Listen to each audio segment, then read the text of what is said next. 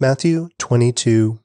Jesus also told them other parables. He said, "The kingdom of heaven can be illustrated by the story of a king who prepared a great wedding feast for his son. When the banquet was ready, he sent his servants to notify those who were invited, but they all refused to come. So he sent other servants to tell them, 'The feast has been prepared. The bulls and fattened cattle have been killed, and everything is ready. Come to the banquet.' But the guest he had invited ignored them and went their own way, one to his farm, another to his business. Others seized his messengers and insulted them and killed them.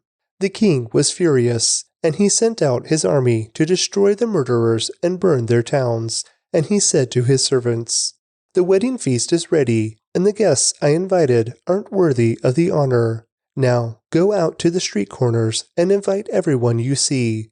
So the servants brought in everyone they could find, good and bad alike, and the banquet hall was filled with guests.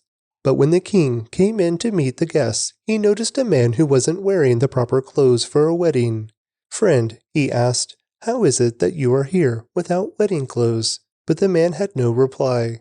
Then the king said to his aides, 'Bind his hands and feet and throw him into the outer darkness, where there will be weeping and gnashing of teeth. For many are called, but few are chosen.' Then the Pharisees met together to plot how to trap Jesus into saying something for which he could be arrested. They sent some of their disciples, along with the supporters of Herod, to meet with him. 'Teacher,' they said, 'we know how honest you are. You teach the way of God truthfully. You are impartial and don't play favorites. Now tell us, what do you think about this? Is it right to pay taxes to Caesar or not?' But Jesus knew their evil motives. 'You hypocrites,' he said, 'why are you trying to trap me? Here, show me the coin used for the tax.' When they handed him a Roman coin, he asked, 'Whose picture and title are stamped on it?' 'Caesar's,' they replied. 'Well then,' he said, 'give to Caesar what belongs to Caesar, and give to God what belongs to God.' His reply amazed them, and they went away. That same day, Jesus was approached by some Sadducees, religious leaders who say there is no resurrection from the dead. They posed this question, 'Teacher, Moses said if a man dies without children, his brother should marry the widow and have a child who will carry on the brother's name. Well, suppose there were 7 brothers. The oldest one married and then died without children, so his brother married the widow. But the second brother also died, and the third brother married her. This continued with all 7 of them. Last of all, the woman also died. So tell us, whose wife will she be in the resurrection? For all 7 were married to her.' Jesus replied, 'Your mistake is that you don't know the Scriptures, and you don't know the power of God. For when the dead rise, they will neither marry nor be given in marriage. In this respect, they will be like the angels in heaven. But now, as to whether there will be a resurrection of the dead, haven't you ever read about this in the Scriptures? Long after Abraham, Isaac, and Jacob had died, God said, 'I am the God of Abraham, the God of Isaac, and the God of Jacob.' So he is the God of the living, not the dead." When the crowds heard him, they were astounded at his teaching. But when the Pharisees heard that he had silenced the Sadducees with his reply, they met together to question him again. One of them, an expert in religious law, tried to trap him with this question, "Teacher, which is the most important commandment in the law of Moses?" Jesus replied, "You must love the Lord your God with all your heart, all your soul, and all your mind. This is the first and greatest commandment. A second is equally important. Love your neighbor as yourself. The entire law and all the demands of the prophets are based on these 2 commandments." Then, surrounded by Pharisees, Jesus asked them a question. "What do you think about the Messiah? Whose son is he?" They replied, "He is the son of David." Jesus responded, "Then why does David, speaking under the inspiration of the Spirit, call the Messiah my Lord? For David said, 'The Lord said to my Lord, sit in the place of honor at my right hand, until I humble your enemies beneath your feet.' Since David called the Messiah my Lord, how can the Messiah be his son?" No one could answer him, and after that no one dared to ask him any more questions. Matthew 23. Then Jesus said to the crowds and to his disciples, The teachers of religious law and the Pharisees are the official interpreters of the law of Moses. So practice and obey whatever they tell you, but don't follow their example. For they don't practice what they teach. They crush people with unbearable religious demands and never lift a finger to ease the burden. Everything they do is for show. On their arms, they wear extra-wide prayer boxes with scripture verses inside, and they wear robes with extra-long tassels. And they love to sit at the head table at banquets and in the seats of honor in the synagogues. They love to receive respectful greetings as they walk in the marketplaces and to be called Rabbi. Don't let anyone call you Rabbi, for you have only one teacher, and all of you are equal as brothers and sisters. And don't address anyone here on earth as Father, for only God in heaven is your Father. And don't let anyone call you teacher, for you have only one teacher, the Messiah. The greatest among you must be a servant. But those who exalt themselves will be humbled, and those who humble themselves will be exalted. What sorrow awaits you, teachers of religious law, and you Pharisees, hypocrites, for you shut the door of the kingdom of heaven in people's faces. You won't go in yourselves, and you don't let others enter either. What sorrow awaits you, teachers of religious law, and you Pharisees, hypocrites, for you cross land and sea to make one convert, and then you turn that person into twice the child of hell you yourselves are. Blind guides, what sorrow awaits you? For you say that it means nothing to swear by God's temple, but that it is binding to swear by the gold in the temple. Blind fools, which is more important, the gold or the temple that makes the gold sacred? And you say that to swear by the altar is not binding, but to swear by the gifts on the altar is binding. How blind! For which is more important, the gift on the altar or the altar that makes the gift sacred? When you swear by the altar, you are swearing by it and by everything on it. And when you swear by the temple, you are swearing by it and by God who lives in it. And when you swear by heaven, you are swearing by the throne of God and by God who sits on the throne. What sorrow awaits you, teachers of religious law, and you Pharisees, hypocrites! For you are careful to tithe even the tiniest income from your herb garden, but you ignore the most important aspects of the law: justice, mercy, and faith. You should tithe, yes, but do not neglect the more important things. Blind guides, you strain your water so you won't accidentally swallow a gnat, but you swallow a camel. What sorrow awaits you, teachers of religious law, and you Pharisees, hypocrites! For you are so careful to clean the outside of the cup and the dish, but inside you are filthy, full of greed and self-indulgence, you blind Pharisee. First wash the inside of the cup and the dish, and then the outside will become clean too.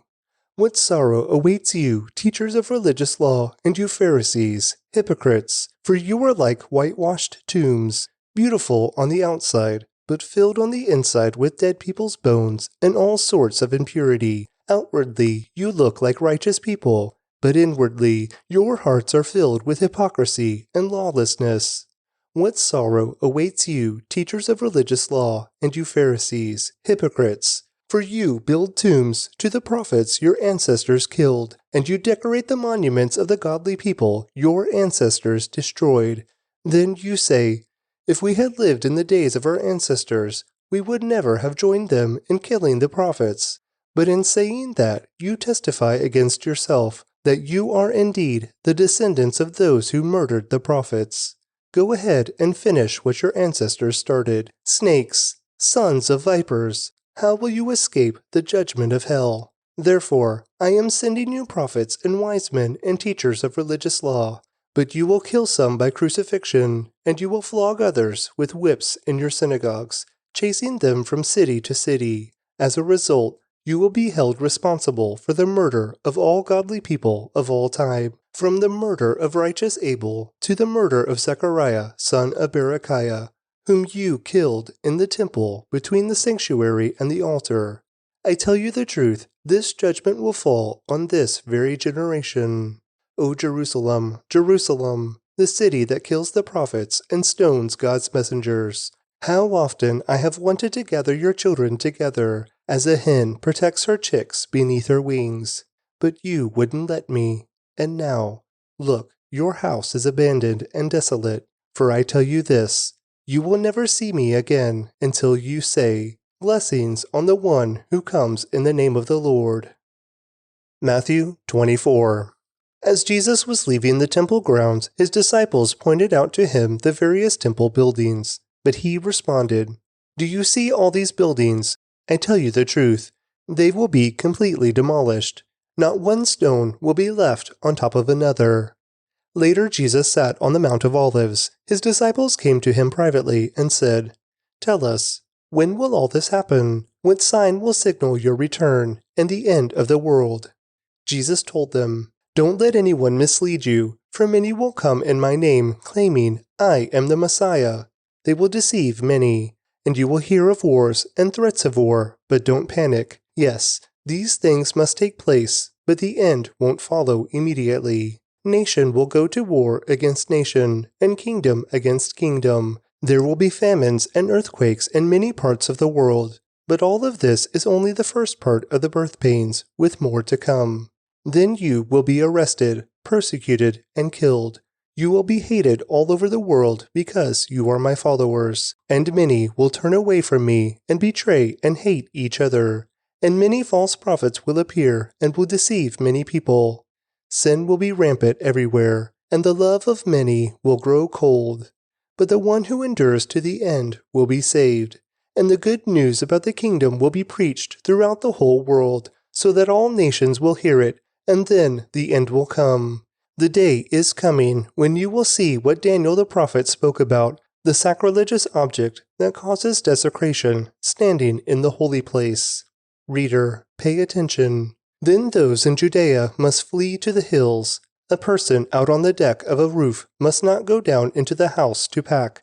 A person out in the field must not return even to get a coat.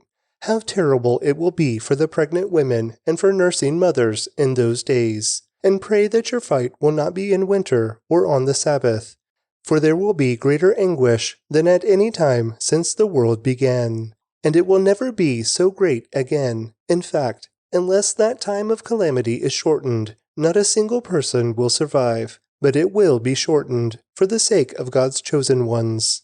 Then, if anyone tells you, "Look, here is the Messiah," or "There he is," don't believe it. For false messiahs and false prophets will rise up and perform great signs and wonders, so as to deceive, if possible, even God's chosen ones. See, I have warned you about this ahead of time. So if someone tells you, "Look, the Messiah is out in the desert," don't bother to go and look. Or, "Look, he is hiding here," don't believe it. For as the lightning flashes in the east and shines to the west, so it will be when the Son of Man comes. Just as a gathering of vultures shows there is a carcass nearby, so these signs indicate that the end is near. Immediately after the anguish of those days, the sun will be darkened, the moon will give no light, the stars will fall from the sky, and the powers in heaven will be shaken. And then at last, the sign that the Son of Man is coming will appear in the heavens, and there will be deep mourning among all the peoples of the earth. And they will see the Son of Man coming on the clouds of heaven with power and great glory. And he will send out his angels with a mighty blast of a trumpet, and they will gather his chosen ones from all over the world, from the farthest ends of the earth and heaven. Now, learn a lesson from the fig tree. When its branches bud and its leaves begin to sprout, you know that summer is near. In the same way, when you see all these things, you can know his return is very near, right at the door. I tell you the truth, this generation will not pass from the scene until all these things take place. Heaven and earth will disappear, but my words will never disappear. However, no one knows the day or hour when these things will happen, not even the angels in heaven or the Son himself.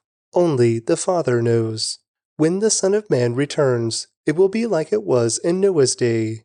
In those days, before the flood, the people were enjoying banquets and parties and weddings right up to the time Noah entered his boat. People didn't realize what was going to happen until the flood came and swept them all away. That is the way it will be when the Son of Man comes. 2 men will be working together in the field. One will be taken, the other left. 2 women will be grinding flour at the mill. One will be taken, the other left. So you too must keep watch, for you don't know what day your Lord is coming.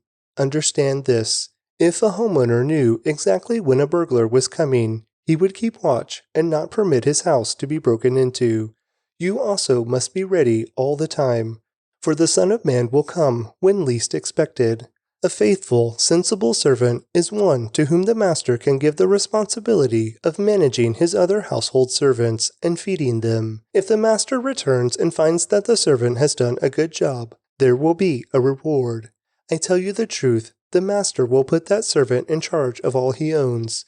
But what if the servant is evil and thinks, "My master won't be back for a while," and he begins beating the other servants, partying, and getting drunk? The master will return unannounced and unexpected, and he will cut the servant to pieces and assign him a place with the hypocrites. In that place there will be weeping and gnashing of teeth.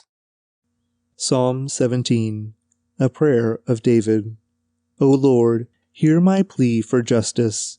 Listen to my cry for help. Pay attention to my prayer, for it comes from honest lips. Declare me innocent, for you see those who do right. You have tested my thoughts and examined my heart in the night. You have scrutinized me and found nothing wrong. I am determined not to sin in what I say. I have followed your commands, which keep me from following cruel and evil people. My steps have stayed on your path. I have not wavered from following you. I am praying to you because I know you will answer, O God. Bend down and listen as I pray. Show me your unfailing love in wonderful ways. By your mighty power, you rescue those who seek refuge from their enemies. Guard me as you would guard your own eyes. Hide me in the shadow of your wings. Protect me from wicked people who attack me, from murderous enemies who surround me. They are without pity. Listen to their boasting. They track me down and surround me, watching for the chance to throw me to the ground. They are like hungry lions, eager to tear me apart, like young lions hiding in ambush. Arise, O Lord, stand against them and bring them to their knees. Rescue me from the wicked with your sword. By the power of your hand, O Lord, destroy those who look to this world for their reward, but satisfy the hunger of your treasured ones. May their children have plenty, leaving an inheritance for their descendants. Because I am righteous, I will see you. When I awake, I will see you face to face and be satisfied.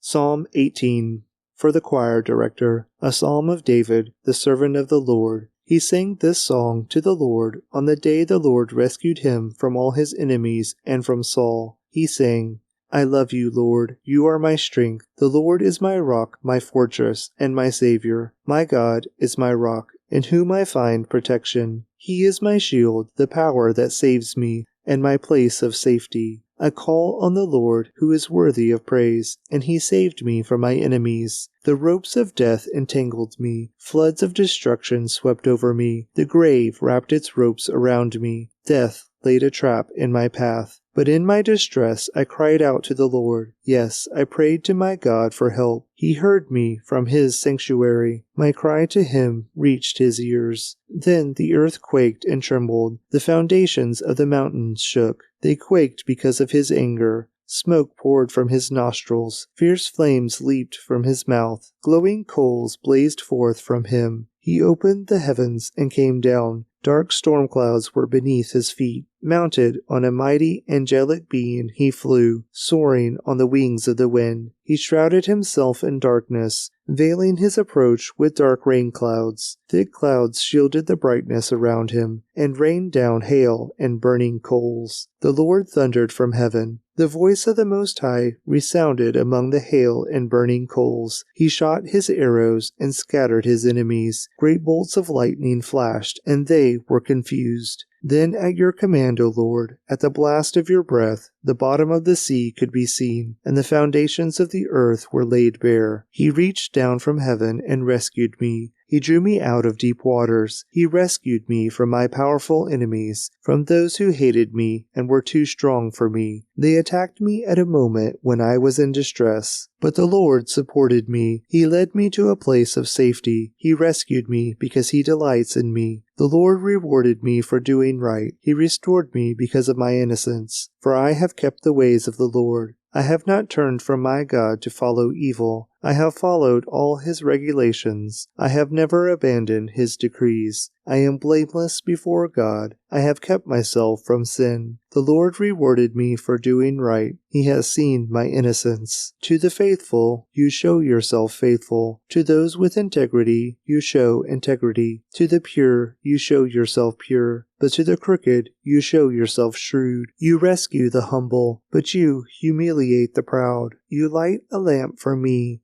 The Lord my God lights up my darkness. In your strength I can crush an army. With my God I can scale any wall. God's way is perfect. All the Lord's promises prove true. He is a shield for all who look to Him for protection. For who is God except the Lord? Who but our God is a solid rock? God arms me with strength, and He makes my way perfect. He makes me as sure-footed as a deer, enabling me to stand on mountain heights. He trains my hand for battle. He strengthens my arm to draw a bronze bow. You have given me your shield of victory. Your right hand supports me. Your help has made me great. You have made a wide path for my feet to keep them from slipping. I chased my enemies and caught them. I did not stop until they were conquered. I struck them down so they could not get up. They fell beneath my feet. You have armed me with strength for the battle. You have subdued my enemies under my feet. You have placed my foot on their necks. I have destroyed all who hated me. They called for help, but no one came to their rescue. They even cried to the Lord, but He refused to answer. I ground them as fine as dust in the wind. I swept them into the gutter like dirt. You gave me victory over my accusers. You appointed me ruler over nations. People I don't even know now serve me. As soon as they hear of me, they submit. Foreign nations cringe before me. They all lose their courage and come trembling from their strongholds. The Lord lives. Praise to my rock. May the God of my salvation be exalted. He is the God who pays back those who harm me. He subdues the nations under me and rescues me from my enemies. You hold me safe beyond the reach of my enemies. You save me from violent opponents. For this, O Lord, I will praise you among the nations. I will sing praises to your name. You give great victories to your king. You show unfailing love to your anointed, to David and all his descendants forever.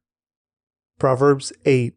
Listen as wisdom calls out. Hear as understanding raises her voice. On the hilltop along the road, she takes her stand at the crossroads, by the gates at the entrance to the town. On the road leading in, she cries aloud. I call to you, to all of you. I raise my voice to all people. You simple people, use good judgment. You foolish people, show some understanding. Listen to me, for I have important things to tell you. Everything I say is right, for I speak the truth and detest every kind of deception. My advice is wholesome. There is nothing devious or crooked in it. My words are plain to anyone with understanding, clear to those with knowledge. Choose my instruction rather than silver, and knowledge rather than pure gold. For wisdom is far more valuable than rubies. Nothing you desire can compare with it. I, wisdom, live together with good judgment. I know where to discover knowledge and discernment.